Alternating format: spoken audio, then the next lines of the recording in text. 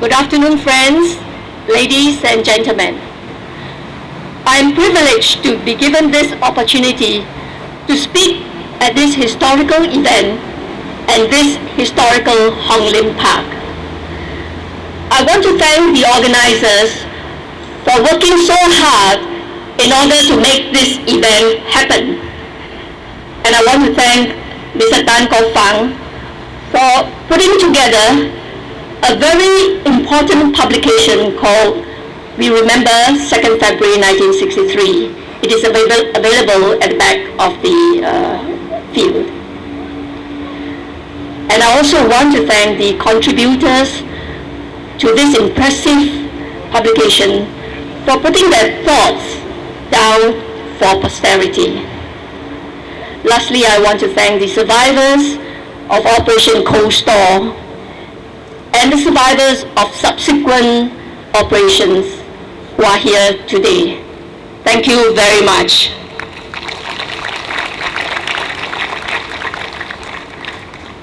The RSA is a cruel and draconian law which allows the government to imprison anyone for as long as it wishes and without a trial.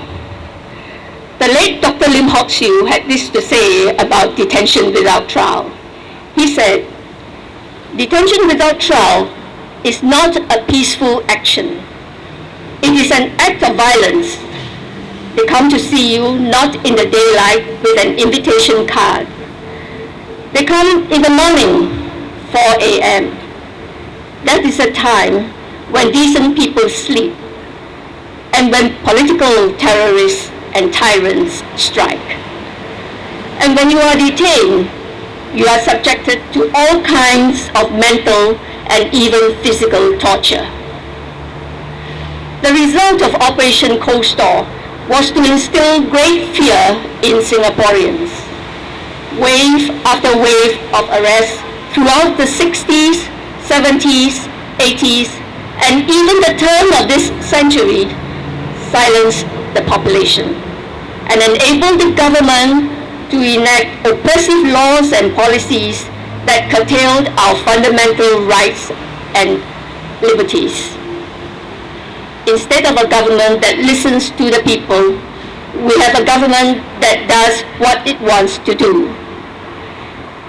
Those who oppose its plans were put away in jails, sued for defamation, or even charged for frivolous offenses. Periodic arrests throughout the decades divided the nation and even divided those who were detained.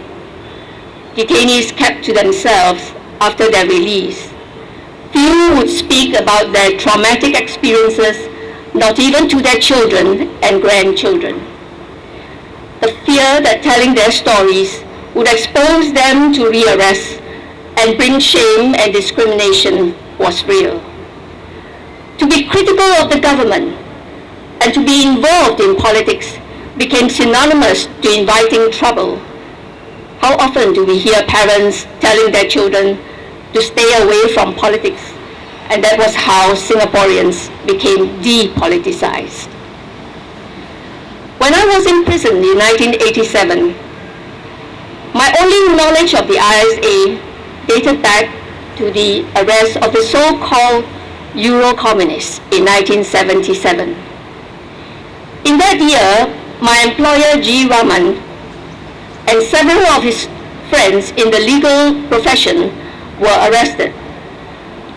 According to Deputy Prime Minister Mr. Teo Chee Hean, more than 800 were arrested in the 1970s. Though I was of the view that Raman and his friends were innocent, it was not the view of the majority. Whenever I defended my friends, they would tell me, "So Lang, you do not know what they did. They must have done something that you and I do not know." Raman and his friends were released after a year or so. Like detainees before them, they never tell their stories. because the fear of rearrest was real. In all probability, they also felt that whatever they say, nobody would believe them. In prison, I was threatened with indefinite detention without trial and reminded of Chia Tai Po, who was then still in prison after 21 years. I was in the dark as to what he did, and that created even more fear. If the government could detain him for so long, how can anyone be sure that one can be released? Today, people are beginning to be aware of Operation Cold Store because more and more literature is emerging. Back in the 1970s, I knew almost nothing about those arrested in the 60s. The first time I heard about Said Zahari was when I saw a friend, the late Francis Koo, selling a little collection of poems called Poems from Prison. I bought a copy and took another copy from him. I approached a priest and tried to sell the copy to him. I can today still remember the shocked look on his face. He shook his head and hurriedly went away. That sadly was the political climate of the 70s. Taking advantage of the silence of released detainees and the fear of the ordinary citizens of being arrested under the ISA, the PAP governed without restraint. Today, that despite the devastation caused by Operation Cold Store, we still have survivors like Dr. Po Su Kai, Said Zahari, Michael Fernandez, Tan Kok Fang, and others. They have not only survived the darkest days of Singapore's history, they have survived to tell their side of history. They have spoken and written books in the last decade telling of the contributions of their generation. And so to all of them, and to all the survivors here, I say thank you. Thank you for liberating us from the British colonial masters. And thank you for sacrificing the prime of your lives in pursuit of a dream for a Malaya embracing Singapore and building a land that believes in equality, democracy, multiculturalism, and human rights. Thank you.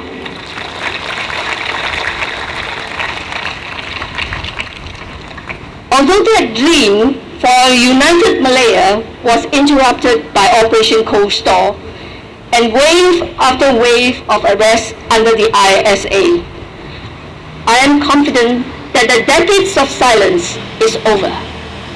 In the last 10 years, the internet has returned the voice to Singaporeans. Thanks to you, the young people of Singapore, this voice is getting louder and louder, and it will not be silenced.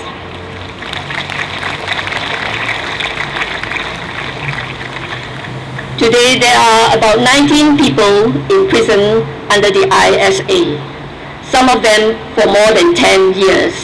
This is wrong, and I call upon the government to either charge them in open court or release them immediately. We cannot be expected to trust the government for giving us the reasons that they have given us so far, because we who have been detained have also been wrongfully detained.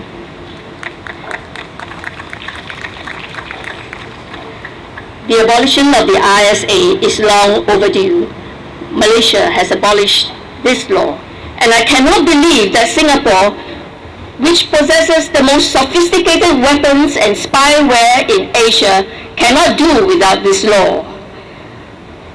This law has caused and continues to cause tremendous damage, and miseries to thousands of detainees, their families and friends, and silence the people of Singapore. And so I call upon the government to abolish the ISA.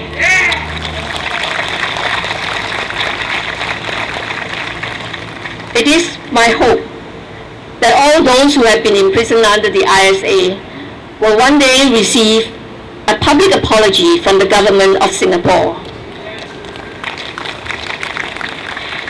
It is important that we recognize the invaluable contributions of an earlier generation of Singaporeans who fought selflessly for our country. An admission of how badly the ISA has been abused will be the beginning of a proud history of Singapore. Last but not least, I call upon the government to let all exiles return to Singapore without conditions.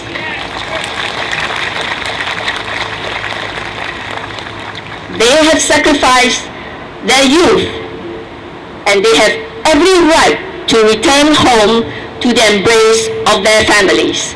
Thank you.